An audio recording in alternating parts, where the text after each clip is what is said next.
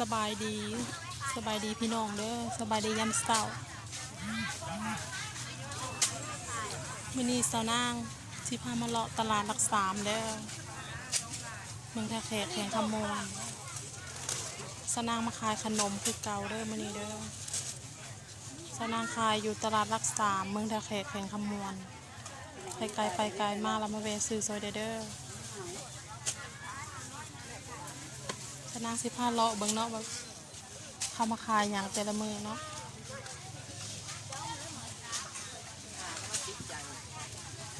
ขายดีบ่ไหมค่ะขายดีไปนะ มีมะกอกมีมะถั่ว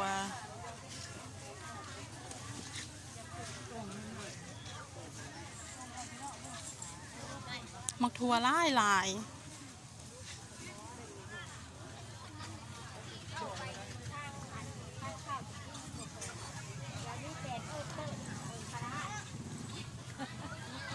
ใครกินเธอใครกินได้ไรกับข้าวแบบติ๊กแจ๊บ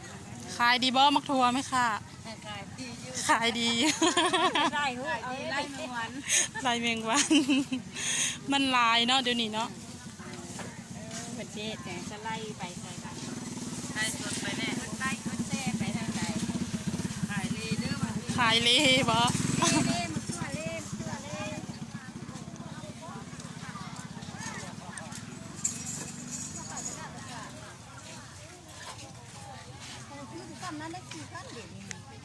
มะถั่วเต็มตลาดเลย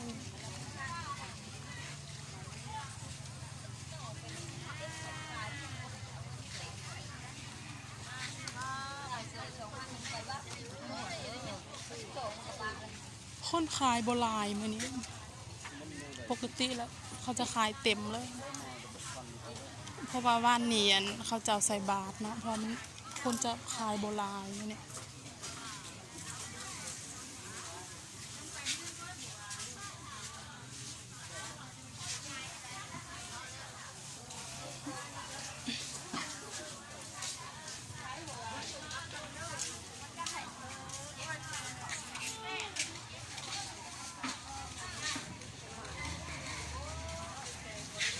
นี่ก็แม่นมักอื้อ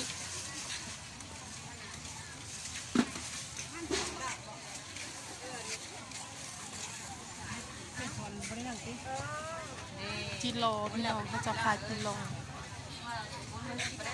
กองเท่าได้กิโลเนี่ยกอง10,000ใส่ขี่ออกมาขี่ขวดเรียบร้อยติดเลยโอน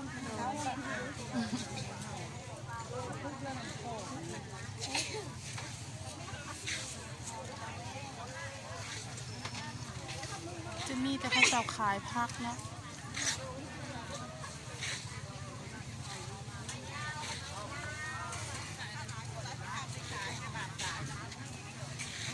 กอกมีนมไม้3 โลแล้ว มีข้าวปุ่นอีกพี่น้องข้าวปุ่นบ้านนอกเท่านี้ได้ข้าวปุ่นธรรมศาสตร์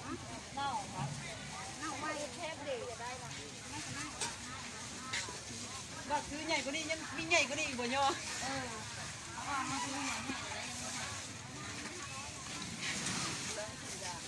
ลูกการเอาคืนนี่เลย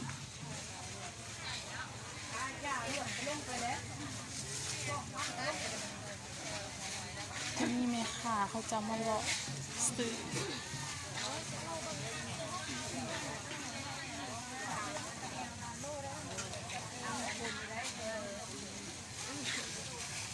กองเขาได้มะขามนะ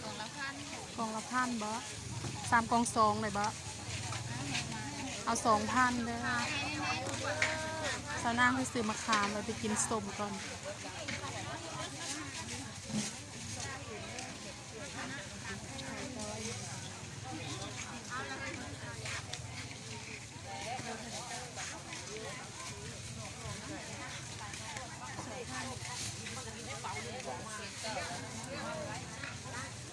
ใจเด้อ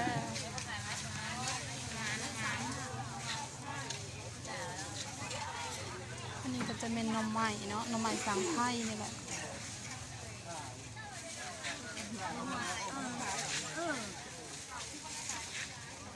ได้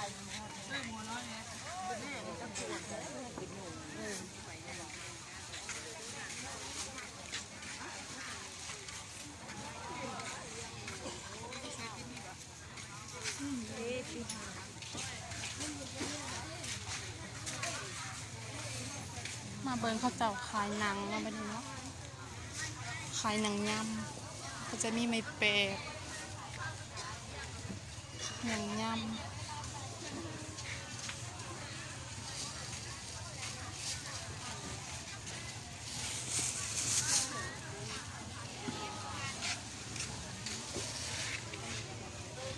แม่ค้าขายห่อส้ม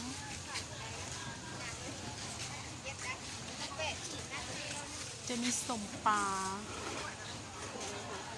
ขายดีบ่ไหมคะ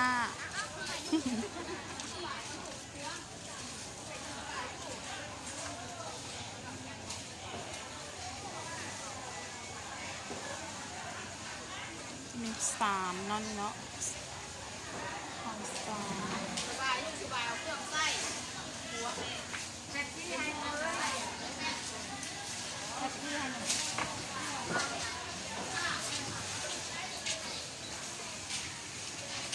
จะมี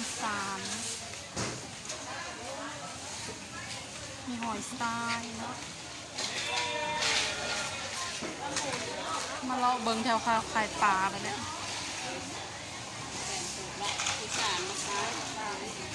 บ่ได้เอารอถ่าย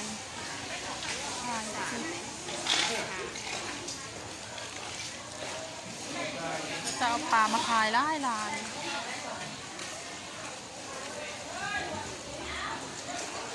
มีแต่ปลาตัวใหญ่ๆ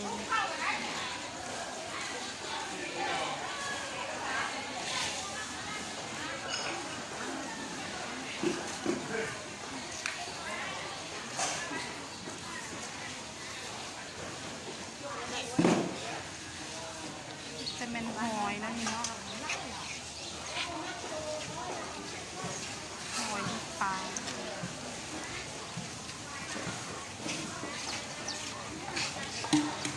ปลาดุก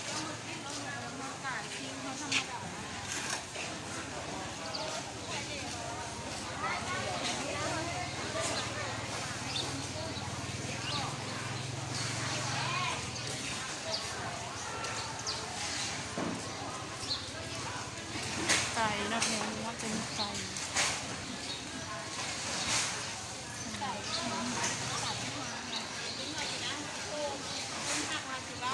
เอามาให้กันได้กลัวกันแห้งด่าอยู่ไปแล้วโอ้ยก็ให้เสี่ยงนะ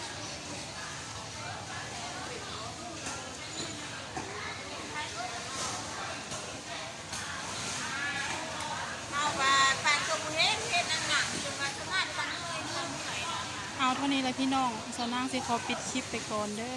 ฝากกดไลค์กดแชร์กดติดตามส่องสาวนางเลยเด้อ